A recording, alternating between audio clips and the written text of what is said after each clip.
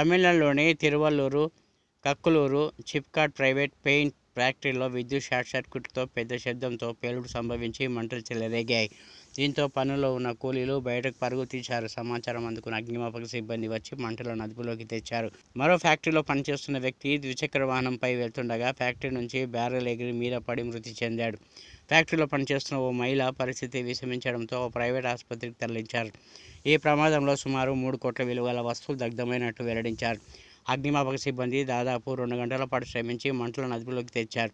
Police ఫ్యాక్టరీలోకి వెళ్లి పరిశీలించగా 2 వ్యక్తులు కాలిపోయి కనిపించారు. వారి మృతదేహాలను తిరువల్లూరు ప్రభుత్వ ఆసుపత్రికి తరలించారు.